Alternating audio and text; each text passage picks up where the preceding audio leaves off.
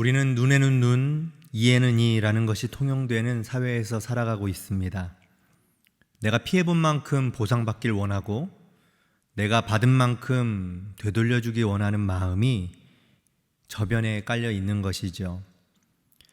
그런데 주님은 이와 상반된 말씀을 우리에게 남기셨습니다. 마태복음 5장 43절을 보면 내 이웃을 사랑하고 내 원수를 미워하라 하였다는 것을 들었지만 그럼에도 원수를 사랑해야 한다고 말씀하셨습니다.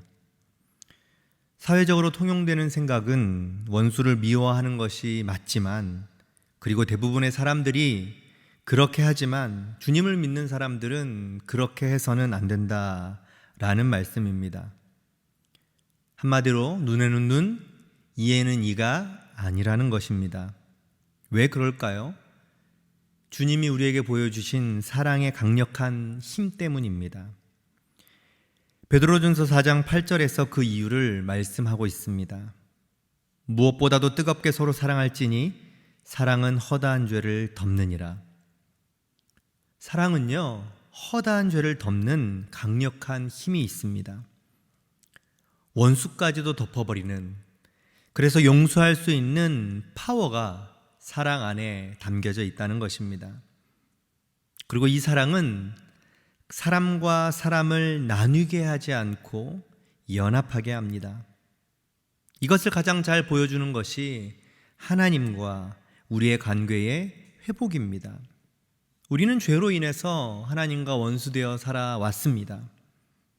그런데 예수님의 십자가의 사랑이 죄의 장벽을 덮고 허물어 버렸습니다. 그리고 원수로 살았던 아버지와 자녀와의 관계가 다시 회복되었습니다. 이제는 더 이상 하나님과 원수지간이 아니라 가장 친밀한 부자지간이 된 것입니다. 이 모든 변화의 시작은 사랑 때문입니다. 그리고 우리는 이 사랑의 마음을 품어야 하는 것이죠. 바울도 빌립보서 2장 5절에서 너희 안에 이 마음을 품으라 곧 그리스도 예수의 마음이라고 강조하고 있습니다. 바로 이 마음을 품고 살았던 사람이 오늘 본문에서 소개되는 다윗입니다. 다윗의 인생을 살펴보면 원수들이 정말 많았습니다. 가장 대표적인 원수라고 한다면 사울을 들 수 있습니다. 다윗을 수십 년 동안 쫓아다니면서 죽이려고 했기 때문입니다.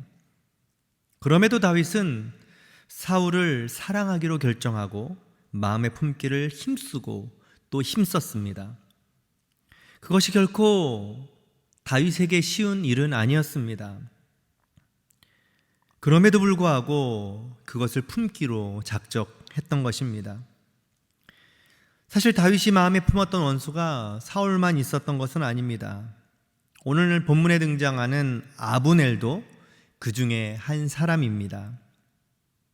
아브넬은 사울의 편에서 이스라엘 진영을 진두지휘하던 총사령관이었습니다. 한마디로 늘 다윗과 대적 관계에 놓여 있던 사람이었다는 뜻입니다. 그러나 사울이 죽고 그의 아들 이스보셋이 왕이 되었을 때에 이 아브넬은 큰 잘못으로 인해 결국 이스보셋을 배반하고 다윗에게 항복을 하여 다윗 편에 서게 됩니다. 그렇게 다윗의 사람이 된 것이죠.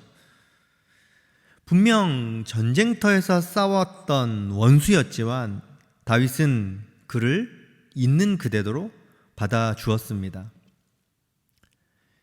그것이 다윗에게는 결코 쉬운 일은 아니었습니다. 그럼에도 하나님이 자신에게 주신 왕의 사명을 감당하기 위하여 때로는 원수 같은 사람도 사랑해야 함을 알았습니다. 그런데 문제는 다윗에게 있지 않았죠. 다윗을 따르던 장군 요압으로 인해서 생겨납니다. 자신의 동생을 죽인 아브넬을 향해 요압은 늘 복수의 칼날을 갈고 있었던 것입니다. 그리고 때를 보다가 결국에는 아브넬을 죽이고 말았습니다. 한마디로 눈에는 눈, 이에는 이로 아브넬을 대한 것입니다. 이에 대한 다윗의 반응은 요압과 좀 다르죠. 오히려 아브넬이 죽임당한 것에 대하여 통곡합니다. 그리고 온 백성들에게 아브넬의 죽음을 애도하도록 합니다. 평생 원수처럼 살았던 아브넬이지만 그를 사랑으로 대하고 용서하자 그 누구보다도 귀한 사람으로 대하고 있는 다윗의 모습을 확인할 수 있습니다.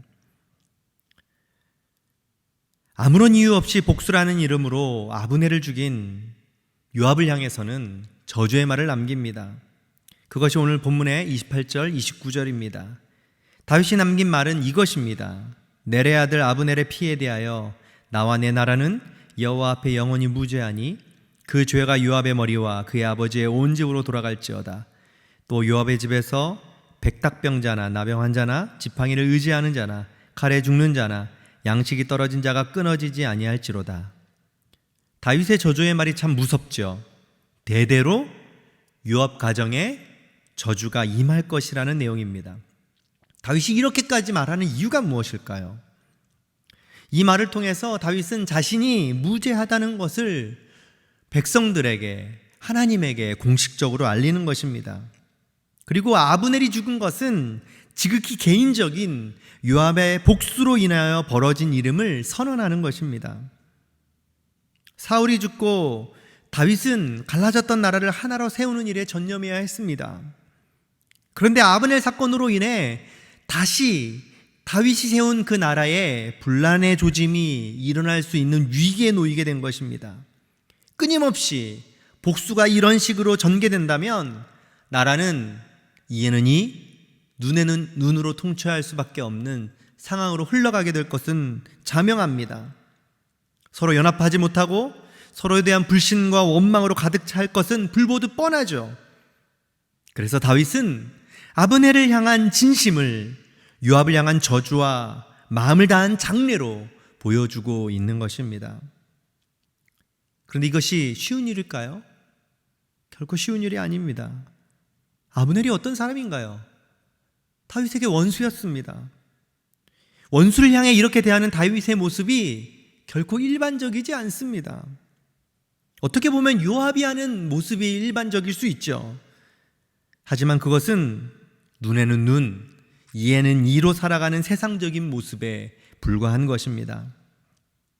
하나님은 원수까지도 사랑하기를 원하십니다. 내 감정에 사로잡혀서 복수의 목을 매는 인생이 아니라 하나님의 마음으로 원수이지만 연약한 지체로 받아들이고 품는 용기 있는 마음을 우리에게 요청하고 계신 것입니다.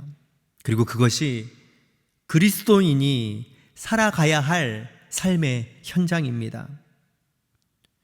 우리 주변에 아브넬과 같은 원수가 얼마나 많은지 모릅니다. 그들을 생각하면 밤잠을 설치기도 하고 심장이 떨리기도 하고 마음에 분이 차오르기도 합니다. 그럼에도 불구하고 하나님은 그들을 사랑으로 품는 것, 그것이 우리가 감당해야 할 사명이라고 바울을 통하여 또 예수님을 통하여 수많은 말씀들을 통하여 우리에게 권면해 주고 계신 것입니다. 그런데 이것을 내 의지나 결단으로 실행할 수는 없습니다. 만약 내 의지로 하려고 했다면 우리는 요압과 같은 선택을 하게 될 것이 분명합니다. 내 의지를 내려놓고 주님이 주시는 힘과 마음으로 원수를 바라보아야 하는 것입니다. 그러면 주님께서 내 마음을 진정시켜 주시고 사랑하는 마음으로 품도록 인도해 주실 것입니다. 나는 원수를 사랑할 수 없지만 내 안에 계신 주님께서 원수를 사랑할 수 있도록 이끌어 주실 것을 믿습니다. 이것이 바로 성령에 이끌려 살아가는 그리스도인의 모습이죠. 사랑하는 성도 여러분, 오늘 하루 아브넬과 같은 원수가 내 주변에 있을지라도 그들을 향해 요압처럼 반응하지 않기를 소망합니다.